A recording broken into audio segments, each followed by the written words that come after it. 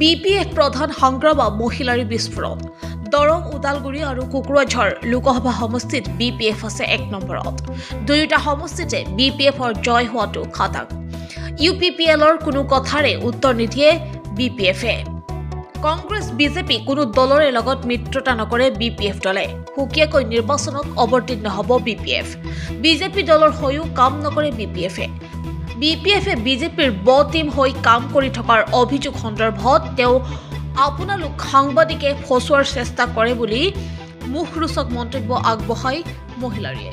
আজি মংগলদৈ নগৰবাসীত উৰুছ উদযাপন সমিতিৰ আতিথ্য আৰু সম্বৰ্ধনা গ্ৰহণৰ অন্তত স্থানীয় সাংবাদিকৰ প্ৰশ্নৰ উত্তৰ দি এনেদৰে স্বভাৱ সুলভভাৱে মত বিনিময় কৰে প্ৰাক্তন বিটিচি চিফ সংগ্ৰামা মহিলাৰীয়ে। হিন্দু হওক সবাই সমানে আমি সন্মান কৰোঁ। আমি হিন্দু মানুহ হ'ব পাৰে, কিন্তু ইছলাম ধৰ্মীয় লোকসকলকো মই সমানে সন্মান কৰি আহিছোঁ। মই খ্ৰীষ্টান নহ'ব পাৰে, খ্ৰীষ্টানসকলকো মই সমানে সন্মান দি আহিছোঁ। মোৰ ধৰ্ম সেইটোৱেই। আৰু বেছি ক'বলগীয়া নাই। আপোনালোকে হজৰত মহম্মদ ইয়াৰ আদৰ্শ নীতিটো চলি যাওক। বিশ্বত কোনো ধৰ্ম এইটো পলিটিক্সৰ মিটিং নহয়, এইটো বেলেগ দিনা হ'ব।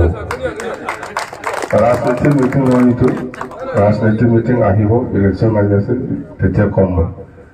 এইটো হ'ল এতিয়া ধৰ্মীয় মানে অনুষ্ঠানৰ কিবা সভা হয়। আপুনি বিটিচিৰ প্ৰধান আছিলে, এতিয়া আকৌ বিটিচি প্ৰধান হোৱাৰ আপোনাৰ সম্ভাৱনা আছে। বিটিচিৰ গৰিয়া মৰিয়া দেশীসকলৰ কাৰণে কেনেকুৱা কৰিব?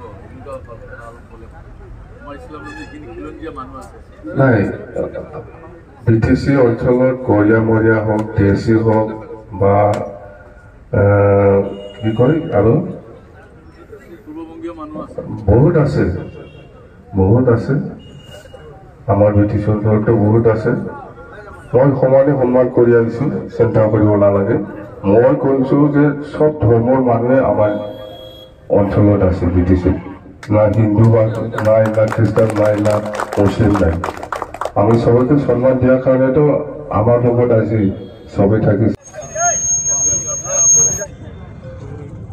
আমাৰ কাৰ্যসূচী মানে ইয়াতে আমাৰ সেইদিনা 6 আৰু 7 ফেব্ৰুৱাৰীত আমাৰ উৰুছৰ প্ৰগ্ৰাম আছিলে, সভা আছিলে। ইয়াত মই আহিব পৰা নাছিল, সেইকাৰণে আজি এই উদযাপন কমিটিয়ে ইয়াত মোক সৰুকৈ এৰেঞ্জমেণ্ট কৰি হ'লেও মোক আদৰিছে। মোৰ তাৰ কাৰণে এই উদযাপন কমিটিক, প্ৰেচিডেণ্ট ছেক্ৰেটাৰী বা গোটেই মেম্বাৰসকলক মই ধন্যবাদ যাচিছোঁ। সমাগত লোকসভা নিৰ্বাচনটো আহি আছে।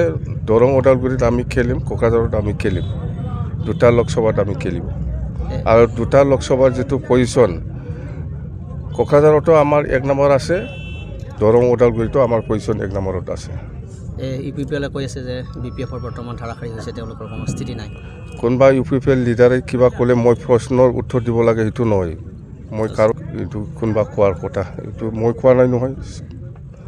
আপোনালোকেহে কৈছে বোধহয়, নিশ্চয় এনেকুৱা আমাক ফাচাবৰ কাৰণে না। কাৰো লগত নাই, আমি ইণ্ডিপেণ্ডেণ্ট। নিজাববীয়াকৈ আমি নিৰ্বাচন খেলিব। কাৰো লগত এলায়েন্স নাই। প্ৰাৰ্থীটো মাৰ্চত ঘোষণা দিব।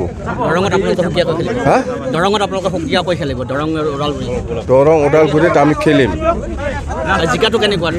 একদম 100% আমি জিকিব।